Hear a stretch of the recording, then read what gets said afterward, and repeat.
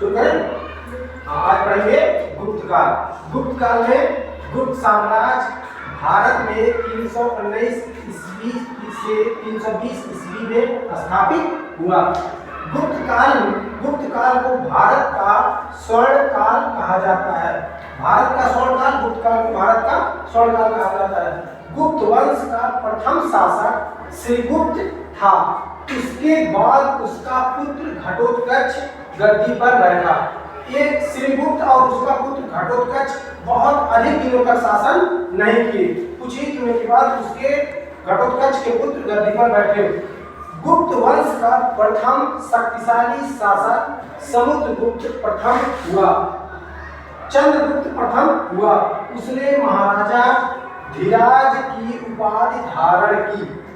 गुप्त वंश का प्रथम शक्तिशाली शासक चंद्रगुप्त प्रथम हुआ। उसने महाराजा धीराज की उपाधि धारण की। चंद्रगुप्त प्रथम के बाद उसका पुत्र समुद्रगुप्त गद्दी पर बैठा। समुद्रगुप्त जो था ने कभी पराजय का सामना नहीं किया। जैसे ही समुद्रगुप्त गद्दी पर बैठा, वह कभी पराजय का सामना नहीं किया था। इसलिए इसलिए समुद्रगुप्त को भारत का नेपोलियन कहा जाता है। समुद्रगुप्त को भारत का नेपोलियन कहा जाता है। समुद्रगुप्त के बाद उसका पुत्र चंद्रगुप्त द्वितीय गद्दी पर बैठा।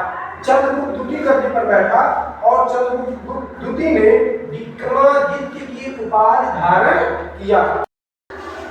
चंद्रगुप्त विक्रमादित्य के बाद क्रमशः कुमारगुप्त स्कंदगुप्त गद्दी पर बैठे। स्कंदगुप्त ने हुनों को पराजित किया और उसने सुदर्शन झील का जीर्णोद्धार करवाया। एक सुदर्शन झील था जो बहुत पुराना झील था, जो टूट चुका था। उसके बाद उसने उस सुदर्शन झील को बनवा दिया। गुप्त काल में चांदी के सिक्कों को रुपया और सोने के सिक्कों को दिनार कहा जाता है। गुप्त काल के जो शासक थे, चांदी के और सोने के बहुत अधिक सिक्के चलवाए। उन्होंने चांदी के सिक्कों को रुपया कहा और सोने के सिक्के को दिनार कहा। चंद्रगुप्त विक्रमादित्य के शासन काल में चीनी यात्री फाहियान आया था।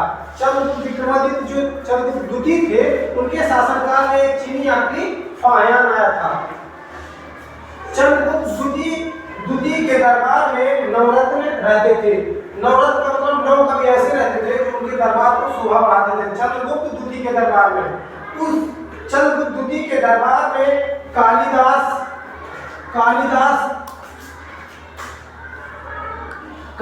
नामक विद्वान रहते थे, जिन्होंने अभिज्ञान शाकुंतलम, रघुवंशम और कुमार संभवम नामक रचनाएं किया। कालिदास जो है चंद्रगुप्त द्वितीय के दरबार में एक नवरत्न कवियों में से एक थे, जिन्होंने अभिज्ञान शाकुंतलम, रघुवंशम और कुमार संभवम नामक रचना किया।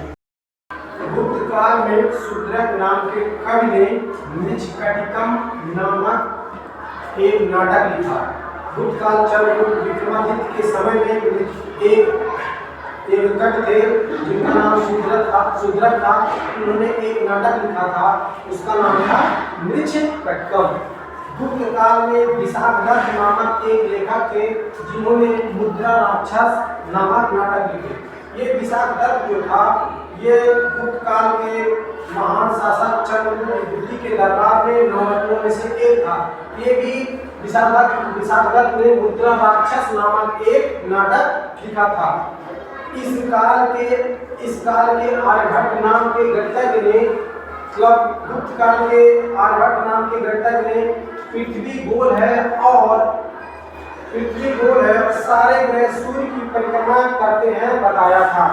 अर्थात आर्यभट्ट ने यह बताया कि जो सबसे पहले आर्यभट्ट ने यही बताया था कि पृथ्वी गोल है और सारे ग्रह जो हैं सूर्य की परिक्रमा करते हैं।